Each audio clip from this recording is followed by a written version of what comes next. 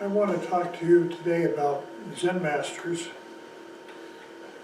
what it means to be a Zen master, and what people in the Western world, particularly America, think it means to be a Zen master. So, the first thing I have to do is explain where this word comes from, this word master. Now, we live in an unusual country. I feel that we live in really the most extraordinary country that's ever existed. But that's my personal opinion. And we're right now going through a period of obsession with the notion that we had slaves. And of course, if you have a slave, the slave has a master. And so we're a little neurotic as a country. The biggest problem probably is we don't realize that everybody had slaves. Every country in the world, every culture in the world had slaves.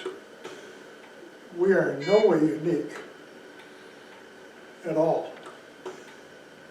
But because we're such an extraordinary country, we have decided in the last decade that we are going to feel guilty because we had slaves.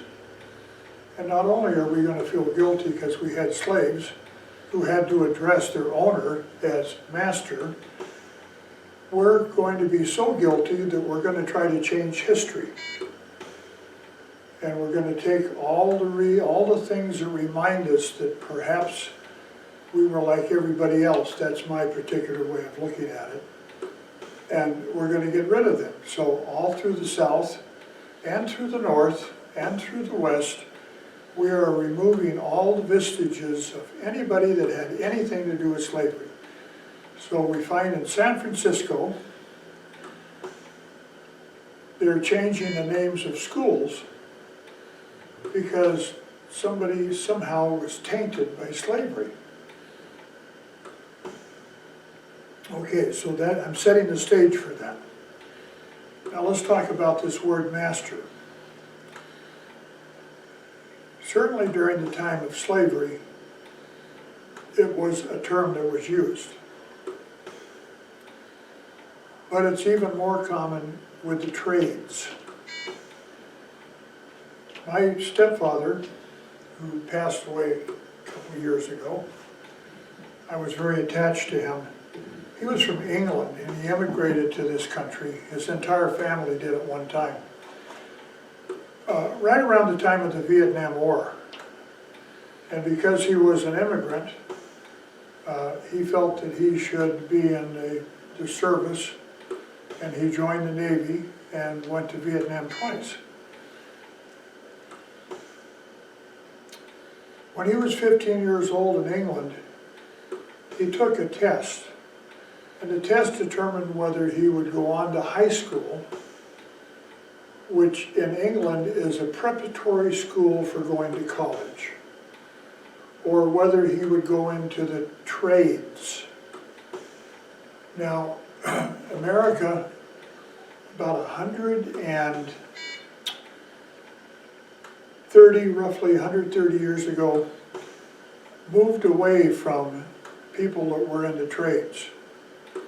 You probably, some of you won't even understand what I'm talking about. But do you know that there were people that with a certain number of tools would make shoes for a living? There's still one or two of them left in the world. But you'd actually go to this guy and he was called a cobbler and he would make shoes. And if he was very, very, very good at making shoes, not only would movie stars go, but you'd want to go because his shoes were so extraordinary. Not only were they beautiful, but they fit perfectly. And he was addressed as master. Because in the trade system, in the old guild system, which when it came to America, we call it unions. Some of the unions still have vestiges of this system, that you go in as an apprentice, if you've ever heard that. You're an apprentice. It means you know nothing. You come in with a desire to learn. And as you go along, after a few years, you know what an apprentice does in a woodworking shop?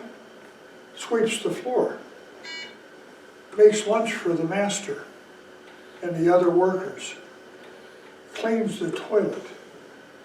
The first year of an apprenticeship, typically in Europe, is you watch. That's all you do. Now, you're cleaning. You know, you're doing all of this cleaning business, but you're watching. You're absorbing through osmosis. You're seeing how a true master works at his trade. After about a year or a little more, you're given jobs to do.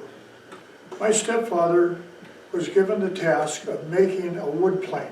You know what a wood plane is? Take it like this and you move it like that, and you can smooth out the wood and shape the wood. He had to make one out of wood. The original planes that were used by carpenters, and you can still find them at garage sales once in a while. I have resisted buying any, because I would go crazy if I started buying one. And the only thing that's metal on is the blade. Everything else is made out of wood, and it has to be perfect. If it's not perfect, it doesn't work. And so they're given the task of making a perfect wood plane, which is the first tool that goes in their toolbox. They're not going to borrow that from some other person. And all of the fancy woodworking, if you think of what you've seen, all the different shapes that wood can be put in, they made planes to do that. I've seen them, I've handled them with reverence. They will put beads on there, they will put all kinds of angles and shapes on there. I actually have a set of planes that's made out of steel and iron that does the same thing, and you just change all the blades in it. You can adjust it. And nobody knows how to use them now. I got this from a disciple of mine over 40 years ago as a gift. And if I handed it to the average person, the first thing they do is they say, "Where's the on switch? How do I turn this thing on to do it?" Okay. So within the system, my stepfather stayed with the apprentice, and it was an interesting thing. He was given an allowance by his master. He went home and he gave it to his mother. Now you got to think old world here. Okay, I grew up cleaning yards. I was in 6th grade. I mowed lawn and cleaned yards, and you know what I did with the money that I got from doing that? I gave it to my mother. And it was a real simple thing. I didn't have to think about it because we were so damn poor. I didn't have any choice. My mother used to say things like, "Could I borrow $5 to me?" And I'd go, "What am I going to say?" And she said, "I've got to get some milk and bread." We're talking basics here. Did she ever pay me back? With love. And I ate the bread and I drank the milk. But there was kind of a tacit understanding between us that we were surviving, that we were doing the best we could. Not only that, this gentleman met me at the door out here as I was panting and puffing. If I walk from here to that door and go get in that golf cart, you'll come out and you'll say, and I know, and I appreciate it, you'll go, "Are you all right?" And I just answered him honest, "No, I'm not all right." And no, I'll never be all right unless there's a miracle. And he says, "Well, the Buddha taught us to accept things." And I said, "I do. I accept the fact that I'm not all right. And I accept the fact that I'm never going to get any better. And it doesn't mean once in a while I don't get frustrated, because I'm still a human being. But if I get up and move very far, I've got to sit down and catch my breath. And I sound like I'm dying. Like that. And This is a multiple problem. It involves lungs and hearts and all kinds of stuff, and there you go, that's it. So, he'd come home and give his money that he got, which was not a lot, to his mother. And she would give him an allowance. She would take part of that money and return it to him.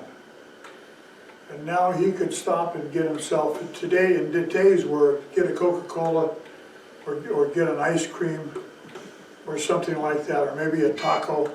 But he probably ate at home, because in Europe they don't eat out like we eat out here. You know, not only are we the most extraordinary country in the world, we're probably the most spoiled country in the world. Every one of us in this room, including me, can stop and have a taco if we want to, and we don't have to go to the bank to get the money out to do it, right? We just go in our pocket. He was certified and given a card as a journeyman. And a journeyman meant that he knew his trade. It meant that he could work unsupervised. Now, it did not mean that he was the best. It did not mean that he could make the perfect pair of shoes, or the perfect cabinet, or whatever it was that he was doing. Because remember, all the different trades, whether they made jewelry, or they were butchers, or they were cooks, they all had guilds. And you could not ply your trade unless you belonged to the guild. Anybody in here play guitar? One guy. You know what a Martin guitar is? Have you heard of Martin guitars? He's just doing this. He doesn't want to get too committed here. Okay. You can thank the guild system in Europe for the fact that we have Martin guitars in this country today. I consider them the finest factory-made guitar in the world. And they create a standard that everybody else tries to meet. And a lot of the work on them is done by hand, but they're still basically a factory guitar. And you can go and spend more money on a guitar that every little piece of wood was shaped by someone's hand. No machines were ever involved in it. C.F. Martin was German, and they would not let him belong to the Instrument Makers Guild. We're talking a couple, almost, well, I don't remember how long it's been. I can tell you this, that the C.F. Martin Guitar Company, instrument company, because they make other instruments, is the oldest family-owned business in America. The oldest continuously owned family business in America, and they make guitars for a living. And ukuleles and mandolin, pretty extraordinary, isn't it? You would think I'd be talking about steel mills or General Motors making cars. We're talking about guitars. Because you know what? Back then everybody played an instrument. We didn't have TV, we didn't have radio, we didn't have these stinking phones that everybody's got shoved in their face all the time. And at night when people got done with dinner, they sat around, they entertained each other. They sang and they played music. It might have been a piano, it might have been a banjo. We had a whole period of time where everybody, all the women played banjo, believe it or not. I've got a book of pictures that shows about 80 women with banjos, if you can imagine that. And I know people that hate banjos, and all these women were in a banjo orchestra. C.F. Martin had belonged to the Cabinet Makers Guild. They would not allow him to belong to the Instrument Makers Guild. He was looked down upon. The guitar was very different than it is now. Almost all the changes that were made in the design of the guitar were done by C.F. Martin. And if they weren't, they were done by a fellow by the name of Torres, who lived in Seville, who basically invented the flamenco guitar and what we call the classical guitar. Two men Two men changed the face of the guitar in the world as it is today. They were masters. Nobody could touch them. Nobody could come close.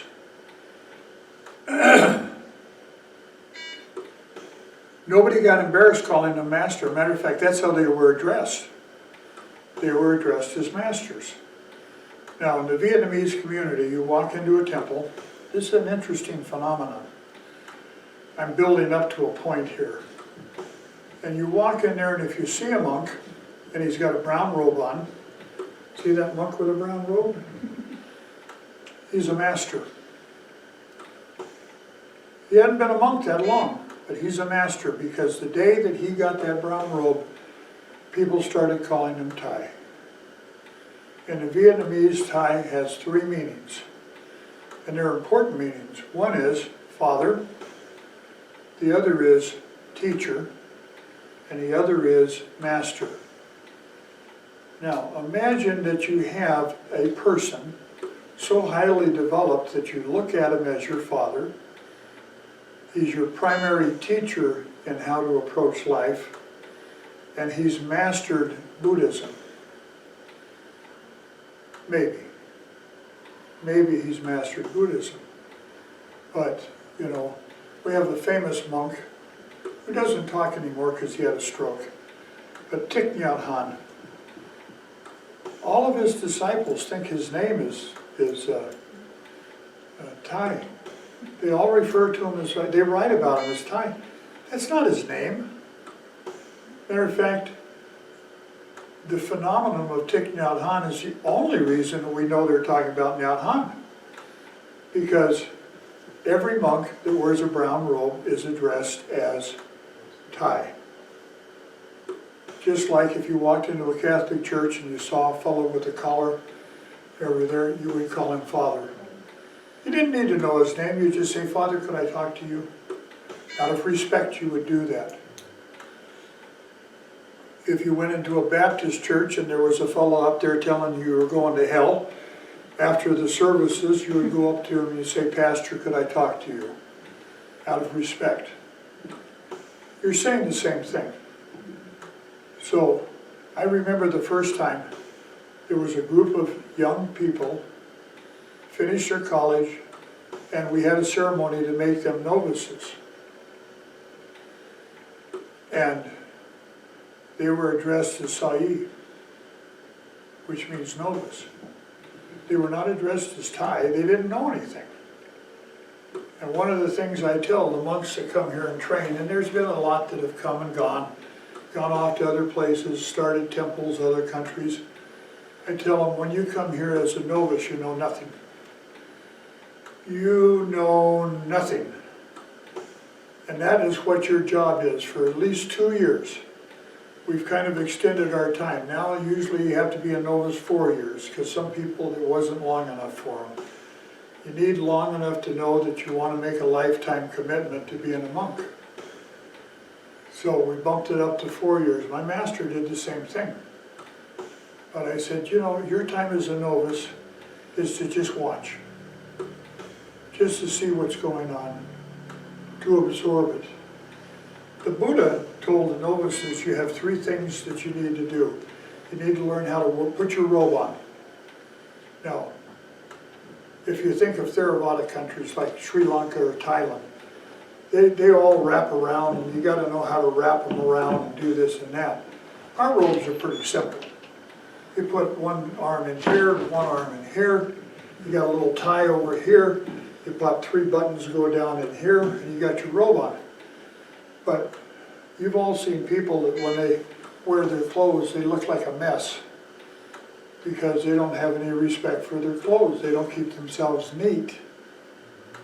And we admire people that are neat and take care of their clothes. And so the Buddha said, your first thing is to learn how to put your robes on. Your second thing is to learn how to go in the village and beg for your lunch and not embarrass the Sangha. The Sangha is the group of monks. You need to have to go in there. So you don't walk in like this. I went to an ordination one time, And we had interviews with the teachers afterwards, and this brand new nun came in, brand new nun. She had never had a robe on in her life, and she walked in like this. And she sat down in front of me, strong woman, and I said, you know, the first thing you need to learn is humility. You don't walk in a room like you're in charge. You walk into a room very quietly. And you approach people very quietly, because you might embarrass yourself, because they might ask you a question, probably will, that you don't know the answer to, and then you have to make one up. And isn't that sad? Because you're so proud that you can't go, I don't know. I used to tell the first disciples I had 30, 40 years ago, I said, when I was studying with my Japanese teacher, people would start asking me questions about the practice, I went, I don't know, you need to come back when the Roshi is here. Well, aren't you? Yes, I am. Would you like some more tea? I don't know anything. It took a bunch of people to convince me to start talking, because I just really felt it, and I didn't know anything, and I still barely know anything. So, anybody here do martial arts? No. One. Got one guy. You destroy my talk. Okay? You all know about the martial arts, though you can't go to a movie without seeing it anymore. The average policeman now will come out, and he's doing all of this stuff. Have you heard that if you got a black belt, you're a pretty talented person? That you know what you're doing? That's a Western idea. I've done 3 different martial arts. You know what a black belt means? You're ready to settle down and start learning something. It means you barely know anything. What have you been doing for the last 1, 2, 3, 4 years? You've been watching. You've been slowly assimilating. You've been learning these moves that need to be a reflex. Now, if I threw this water bottle at you, you would not have to think to do that, would you? No, you would do it instinctively. You would put your hands up to protect yourself. That's what the first few years of a martial art is. You're learning how to put your hands up to protect yourself. And maybe somewhere along the line you poke somebody in the eye. But now that you're no longer afraid of having a water bottle thrown at you, and you know how to throw your arms up, now we're going to teach you how to do the martial art. You have to be, each martial art is different.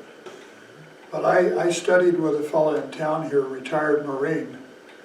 I went and started doing martial, I did it in the military. I started doing it again just to stay in shape. You know, she goes to the gym, she teaches classes. I went and did martial arts just to stay in shape because my belly was getting flabby. You know, my reflexes were getting... The last thing in my mind was to hit anybody. And I knew I wasn't going to go to a bar and get in a fight. But the man that I studied with, retired Marine, who had done a number of martial arts, was a 3rd-degree black belt.